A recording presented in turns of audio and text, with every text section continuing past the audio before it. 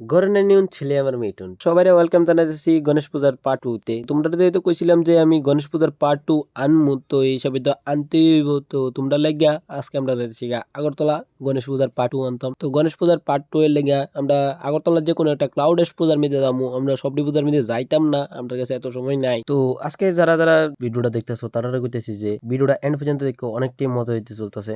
তো আমরা ফাইনালি আইয়া পড়ছি আগরতলা। তোমরা শুনাইলাইছি এটা কিন্তু বেজাল আছে, কিন্তু তোমরা কেউ কাছে কইও না। তোমরা কইছি যে আমরা আগরতলা আইছি দে। তো আগরতলাতে আইয়া পড়ছি। এবার কিতা করুন যা ও আমরা তো পূজাতে যাইছি না, পূজা ঠিক আছে। আমরা যে পূজাটা দিছি আমার থেকে লাগতেছে এটাই সবচেয়ে ক্লাউডেস্ট পূজা আগরতলা। তো তোমরা লাগে এই মধ্যে আরেকটা বিগ নিউজ আছে। তো যারা এই পূজাটাতে এখন আইছো না, আমি কমু যে এটা 30 তারিখ পর্যন্ত থাকবো এন্ড সবাই এটার ভিতরে আইবা। এটা অনেকটাই বড় এন্ড অনেকটাই সুন্দর। তোমরা কেমনে বুঝাইতাম, কিতা কইয়া বুঝাইতাম ভিডিওর মধ্যে দেখো সবাই দেখো কিতা সুন্দর লাগতেছে। আচ্ছা তাক, জীবনে অনেক সুন্দর লাগতে থাকবো, অনেক কিছু ভালো লাগতে থাকবো। তো এইটা লইয়া ফেরে থেকে লাভ হইতো না। যে বড় নিউজটা, ওই বড় নিউজটা হইছে গিয়া এখানে 30 তারিখ আইতে যাইতেছে কলকাতা থেকে কয়েকজন সিঙ্গার এবং মিমিক্রি আর্টিস্ট। তো গাইস ফাইনালি আমরা আইয়া পড়ছি ভিতরে। তো ভিতরে এসে দেখলাম যে মূর্তিটা অনেকটাই সুন্দর লাগছে। তো তোমরা থেকে মূর্তিটা কেমন লাগছে অবশ্যই কমেন্টে জানাইবা।